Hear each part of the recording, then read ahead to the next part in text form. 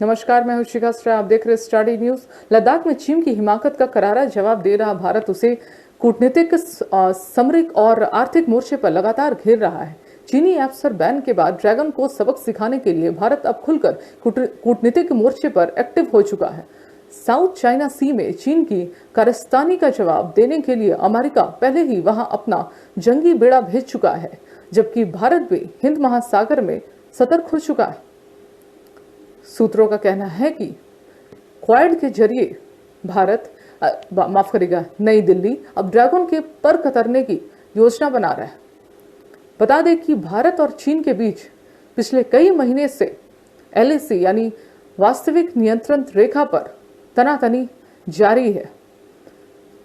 चीन ने, आपको बता दें कि फिर से चीन ने भारत को आंख दिखाया है और इसको पैर कतरने के लिए भारत बड़ी तैयारी में जुटा हुआ है।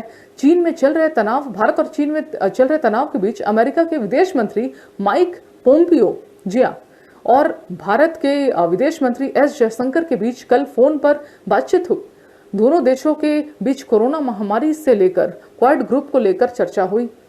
बता दें कि लद्दाख में LAC चीन की आक्रामकता पर अमेरिका खुलकर भारत के साथ आ चुका है और उसने साउथ चाइना सी में चीन को घेरना शुरू कर दिया है। विशेषज्ञों का कहना है कि क्वाड में शामिल सभी देश अगर साथ आ जाए तो चीनी ड्रैगन को आसानी से काबू में किया जा सकता है। इसके साथ ही भारतीय सेना ने बताया है कि भारत चीन सीमा पर गलवान घाटी में सोमवार रात को दोनों देशों के सैनिकों के बीच हिंसक झड़प हुई है, जिसमें सेना के एक अधिकारी और 2 जवानों की मौत हो गई है। सेना के अनुसार संघर्ष में दोनों देशों के सैनिक हताहत हुए हैं। दोनों देशों के बीच पिछले कुछ समय से सीमा को लेकर तनाव की स्थिति थी। आइए जानते हैं, आपको बता इसकी ठोस वजह क्या है जिसे चीन बौखलाया हुआ है। आपको बता दें कि ईसा के जन्म से 500 साल पहले चीन के नाम चीन फौजी जनरल सुन जू ने द आर्ट ऑफ वॉर नाम की किताब में लिखा था कि जंग की सबसे बेहतरीन कला है कि बिना लड़े हुए ही दुश्मन को पस्त कर दो। और सैकड़ों साल बाद भी चीन में इस किताब की बातों का लोहा माना जाता है, ठीक उसी तरह जैसे भारत में चाणक्य नीति को माना जाता है। वो इसी बात को अपना आधार बनाकर कोई भी युद्ध की रणनीति बनाते हैं। भारत चीन के बीच फिलहाल जारी बॉर्डर तनाव को समझने के लिए शायद जंग की इस बेहतरीन कला को ध्यान में रखने की जरूरत है। आपको बता दें, दौलत बेग ओल्डी रोड BOR को दुनिया के सबसे ऊंची सड़क के तौर पर माना जाता है। ये वही सड़क है जिसे चीन चिढ़ा हुआ है भारत से और चिंतित है। ये सड़क चीन को बहुत चुभती है क्योंकि इसकी मदद से भारतीय सेना को चीन पर वॉर करने और उसे रोकने की ताकत मिलती है। ये सड़क बनाना किसी युद्ध से कम नहीं है। इस इलाके में सांस लेना मुश्किल होता है। दोपहर 3 बजे यहां शाम हो जाती। साल में 8 महीने तक इस जगह का तापमान 0 से नीचे होता है। आपको बता दें, 18,000 फीट की ऊंचाई पर दौलत बेग ओल्डी का ये इलाका देश का आखिरी चौकी है और ये वो मोर्चा है जहां चीन नजरे गड़ाए बैठा है। इसके बाद एक तरफ पाकिस्तान है, एक तरफ पाकिस्तान है तो दूसरी तरफ चीन, और ये वो सड़क है जो सामरिक रूप से बेहद महत्वपूर्ण है। लेह से दौलत बेग रोड को जोड़ने वाली इस सड़क की लंबाई करीबन 321 किलोमीटर है। चीन ने मंगलवार को कहा कि भारत के साथ सीमा समस्या को बिलेटरल संबंधों के साथ या द्विपक्षीय वार्तालाप के साथ उचित स्थिति में जमा रखा जाना चाहिए। साथ ही दोनों देशों में यह सुनिश्चित करना चाहिए कि मतभेद विवादों में न बढ़ जाए। चीनी विदेश मंत्रालय ने कहा है कि बीजिंग को उम्मीद है कि नई दिल्ली द्विपक्षीय संबंधों के समग्र हितों की रक्षा के लिए मिलकर काम करेगी। भारत के चीनी उत्पादों पर निर्भरता में कटौती के कदम उठाने के संदर्भ में एक टिप्पणी करते हुए मंत्रालय ने कहा कि क्रमिक रूप से दोनों देशों के बीच व्यापार में सहयोग को नुकसान पहुंचाना भारत के उद्देश्य की पूर्ति नहीं करता। साथ ही चीनी मंत्रालय के प्रवक्ता वांग वेनबिंग मीडिया को भारतीय विदेश मंत्री एस जयशंकर के 2 अगस्त के साक्षात्कार के एक सवाल का जवाब दे रहे थे, जहां उन्होंने कहा कि बीजिंग के साथ एक संतुलन तक पहुंचना आसान नहीं है और भारत को अपनी जमीन खड़ी करनी चाहिए और चीन भारत को अधिक सम्मान दे। जयशंकर ने स्पष्ट रूप से स्पष्ट कर दिया है कि सीमा पर स्थिति और चीन भारत संबंधों को अलग नहीं किया जा सकता। ये दोनों एक दूसरे से जुड़ा हुआ है। यह दर्शाता है कि ये दो पक्ष संबंधों की प्रगति के लिए वास्तविक नियंत्रण रेखा यानी LAC के साथ शांति का होना अनिवार्य है। इसके जवाब में मंत्रालय के प्रवक्ता वांग ने कहा कि हमने इस रिपोर्ट को नोट किया है। हम जानते हैं कि चीन और भारत के बीच मजबूत एकजुटता और सहयोग है। 2 सबसे बड़े विकासशील देशों और उभरती अर्थव्यवस्थाओं को न केवल हमारे संबंधित विकास से प्रेरणा मिलेगी, बल्कि दुनिया की शांति और समृद्धि के लिए भी स्थिरता और सकारात्मक ऊर्जा भी रहेगी। साथ ही प्रवक्ता ने कहा कि मुझे उम्मीद है कि भारत हमारे साथ एक ही दिशा में काम करेगा और ठोस कार्रवाई के साथ द्विपक्षीय संबंधों के सभी हितों की रक्षा करेगा। वहीं वांग ने भारत में चीनी उत्पादों से जुड़े सवाल के जवाब में कहा कि मैं इस बात पर जोर देना चाहता हूं कि भारत में चीनी उत्पाद भारतीय उपभोक्ताओं की मांग को पूरा करते हैं। सहयोग पारस्परिक रूप से लाभप्रद है।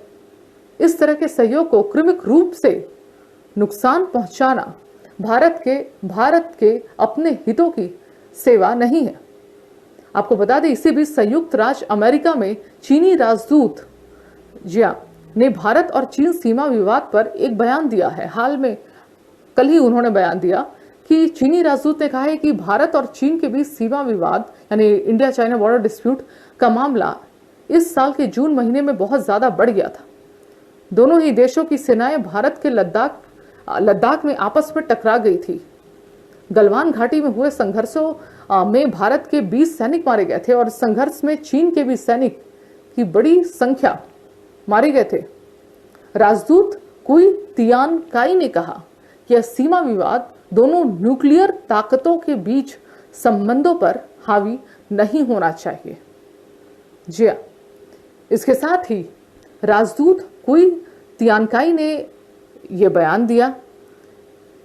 स्पेन सिक्योरिटी फोरम में एक उपस्थिति में राजदूत कुई तियानकाई ने कहा कि मुझे नहीं लगता कि यह मुद्दा चीन और भारत के रिश्तों पर हावी होना चाहिए और मुझे नहीं लगता कि यह हमारे मित्रों का भी नजरिया होगा। भारत चीन सीमा विवाद पर पहले भी इस तरह के बयान आए हैं। जी हाँ, बयानबाजी का सिलसिला चलता आ रहा है। कभी भारत की तरफ से कभी चीन की तरफ से सिर्फ बयानीबाजी हो रही है। ये जो भारत और चीन के बीच लद्दाख में सीमा विवाद अभी भी जारी है और सूत्रों के मुताबिक भारत और चीन के बीच लेफ्टिनेंट जनरल रैंक के अधिकारियों के बीच 5वें दौर की बातचीत भी बेनतीजा रही।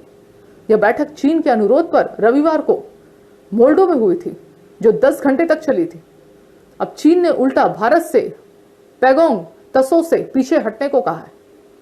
चीन के इस प्रस्ताव को भारत ने ठुकरा दिया। जी हाँ, चीन ने भारत से फिंगर 4 से भी पीछे हटने को कहा, जबकि भारत फिंगर 8 तक पेट्रोलिंग किया करता था और भारत फिंगर 8 को LAC मानता था।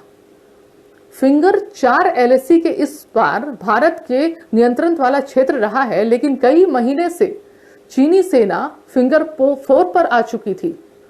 बाद में बातचीत के बाद चीनी सेना फिंगर 5 तक चली गई।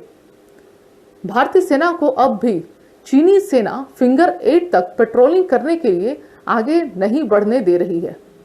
राष्ट्रीय सुरक्षा सलाहकार अजीत डोभाल की अध्यक्षता वाले चीन स्टडी ग्रुप ने चीन के प्रस्ताव का अध्ययन किया। भारत ने जम्मू कश्मीर पर चीन को भी नसीहत दी है। दूसरे देशों के अंदरूनी मामलों में नहीं करे टिप्पणी। जी हाँ, भारत ने साफ तौर पर कह दिया ये हमारा मामला है, जिसके बाद सेना ने हॉटलाइन के जरिए चीन को बता दिया कि उसका प्रस्ताव भारत को मंजूर कदापि नहीं है, यानी वो फिंगर 2 तक नहीं आएगी। रविवार को ही बातचीत में चीन की पैगोंग तसो से पीछे नहीं हटने पर अड़ा रहा। भारत ने LAC पर तनाव कम करने के लिए चीन के पीछे हटने और अप्रैल की यथास्थिति कायम करने की शर्त रखी थी। अब चीन भारत से ही पीछे हटने को कह रहा है। गोगरा हॉट स्प्रिंग के पेट्रोलिंग पॉइंट 17 और 17A से भी अब चीनी सेना पीछे नहीं हट रही है। जी हां, और डिसएंगेजमेंट प्रक्रिया का पालन भी नहीं कर रही। भारत ने अपना पक्ष स्पष्ट रख दिया है। और इसी बीच में इस तनाव के बीच में, इस माहौल में भारत ने जम्मू कश्मीर पर चीन को नसीहत दी कि दूसरे देश में टिप्पणी ना करे, और इसके साथ ही कि रक्षा मंत्रालय ने अपनी वेबसाइट पर एक डॉक्यूमेंट अपलोड किया है जिसमें उसने स्वीकारा है कि कई महीने से चीन लगातार LAC पर अपना आक्रमण रवैया बढ़ाता जा रहा है। खास तौर से गलवान घाटी, पैगोंग तसो, गोगरा हॉट स्प्रिंग जैसे क्षेत्रों में चीन एग्रेशन बढ़ाता जा रहा है। 5 मई के बाद से चीन का यह आक्रमण रूप LAC पर नजर आ रहा है। 5 और 6 मई को ही पैगोंग तसो में भारत और चीन की सेना के बीच एक हिंसक झड़प हुई थी। जी हाँ, ये डॉक्यूमेंट रक्षा मंत्रालय ने अपने वेबसाइट में उतारा है। ऐसे अपडेट के लिए बने रहे स्टार डी न्यूज के साथ। धन्यवाद। Hi, this is Kabir Sadanand and you're watching Star D News. Keep watching. Hello everyone, this is your Puneet Vasisht and you are watching Star D News. Keep watching.